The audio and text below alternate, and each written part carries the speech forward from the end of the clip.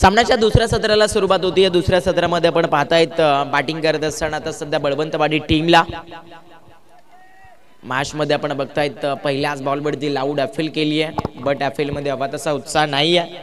हे पंच स्पष्टपणे सांगतायत की कोणतंच कनेक्शन नाही आहे, त्यामुळे नक्कीच no reaction no action exact batter मैदानाच्या आतमध्ये चांगल्या पद्धतीने इथे खरंतर स्वतःचा विकेट थांबवण्याचा प्रयत्न करतोय आणि त्याच अनुषंगाने मैदानाच्या आतमध्ये पहिलाच बॉल जर पाहायला गेलं तर गोलंदाजी करत असताना बेकरी संघाचा वेगवान गोलंदाजाचा डॉट आलेला आपण पाहिला आहे। वेग भरपूर आहे, गती भरपूर आहे आणि त्या गतीचा फायदा मैदानाच्या आतमध्ये सध्या गोलंदाजी करणाऱ्या बेकरी टीमला भरपूर चांगल्या पद्धतीने मिळतोय। याच प्रकारे जर गोलंदाजी बनली तर नक्कीच इथे या सामन्यामध्ये फेरबदल बनवू शकतोय।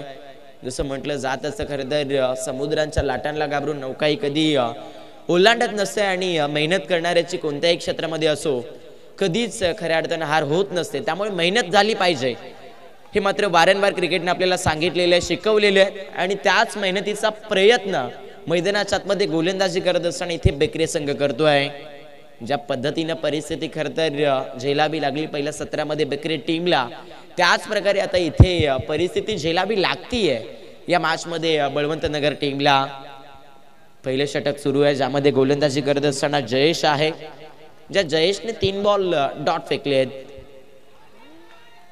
जयेशची गोलंदाजी फार चांगली आहे, अजून एक वेगवान बॉल स्ट्रायकर एंडचा बॅटर सध्या प्रकाशला सलगचा 4था बॉल मिस केलाय आणि आता या सामन्याला माहोल बनत असताना सध्या तरी आपण बघताय गोलंदाजी करणाऱ्या जयेश या गोलंदाजाकडून अजून एक डॉट बॉल।